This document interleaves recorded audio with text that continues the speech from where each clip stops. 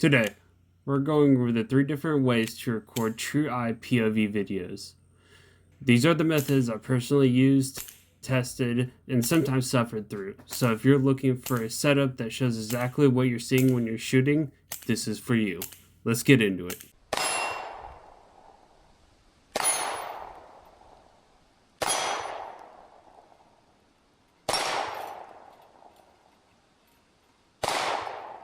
The GoPro Viewfinder Monocular.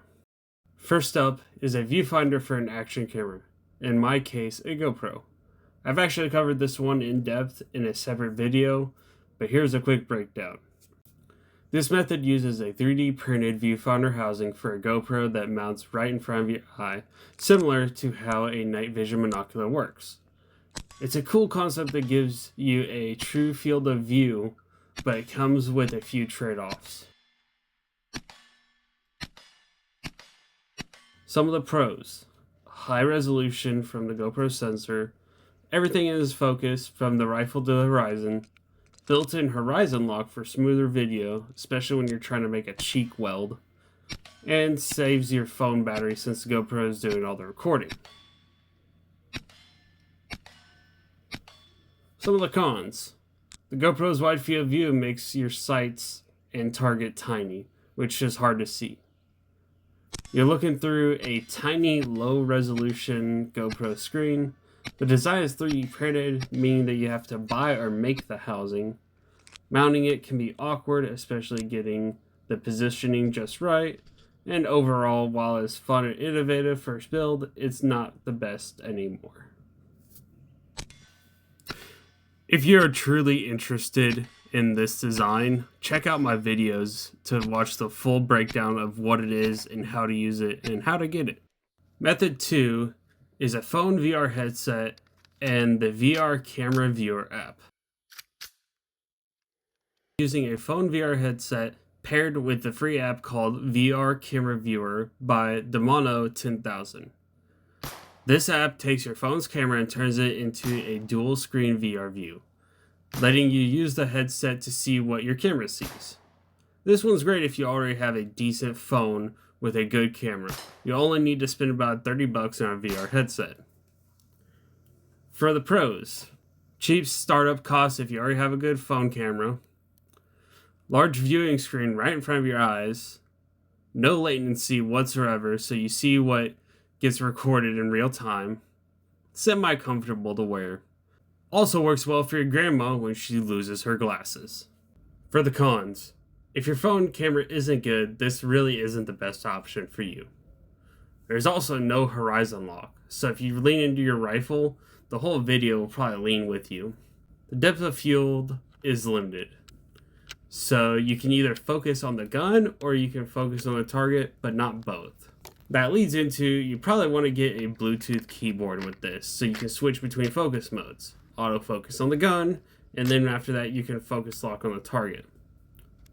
Another con is you're relying on someone else's app, so if the app ever loses support or breaks in a future update, you're kind of stuck. It's still a wide field of view as well, so lining up your sights can be difficult. You're going to burn through your phone battery. It can be disorientating to use, especially if you move a lot. It gets hot in the summer. Also, you kind of get a lower video quality than an action camera. It's a great way to start out, but not without some quirks.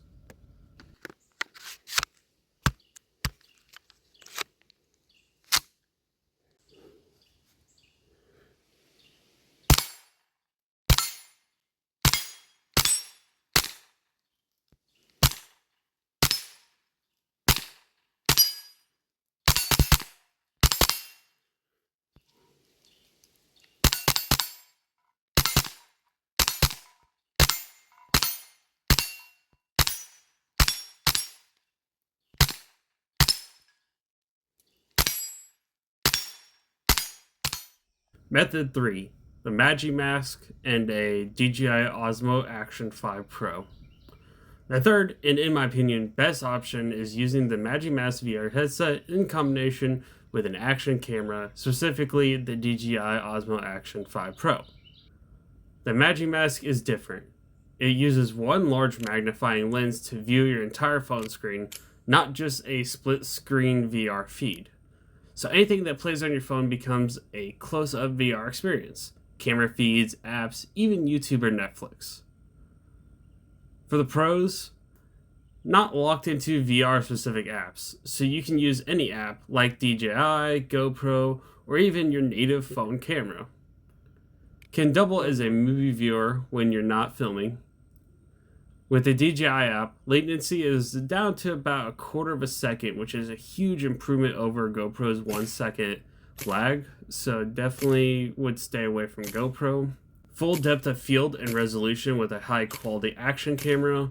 So this means that you can see both your gun and the target at the same time. This also solves the problem of can't see my sights. And I do this by using the Android screen magnifier. It's meant for visual impairments, but what it does is I can zoom in on the center of my screen while recording, and I see my sights a lot clearer. Since it's zoomed in, I have more accurate shots, clearer POV, and fewer people in the comments telling me that I suck at shooting. So there definitely is some drawbacks to this method though. It's expensive. The MagiMask costs over $100 and the action camera brings the total about $500 plus. You gotta add a Bluetooth keyboard for ease of control. The full setup is heavy and bulky, and it can feel disorientating when you're moving fast, even more so than the previous method. If the camera feed drops, you're gonna have to reset. It doesn't happen too often though. Uses both phone and camera batteries, so double the charging. And yes, you look like a budget RoboCop. Functional? Absolutely. Tactical? Not really. Still, if you're looking for the cleanest, most reliable way to record true eye POV footage, this is really it. So those are the three main ways I've recorded true eye POV footage, each with its own strengths, quirks, and price tags. Whether you're going through a budget route with a phone and VR headset, or going full RoboCop with a MagiMask setup, it's definitely an option out there that'll fit your style and wallet. If you have a POV setup that works for you, or if you're thinking about building one, drop it in the comments. I know a lot of creators doing this method are not showing how they're doing it. That's fair. You know, I'm trying to also make my way and build up my channel, but I don't think information should really be held from others. I'm curious what gear and other folks are using. And if this helped you out, consider liking and subscribing so I can keep making stuff like this and justifying the cost of all this gear. Thanks for watching, and I'll see you in the next one, hopefully with fewer tilted videos and fewer you missed comments. Have a good one, y'all.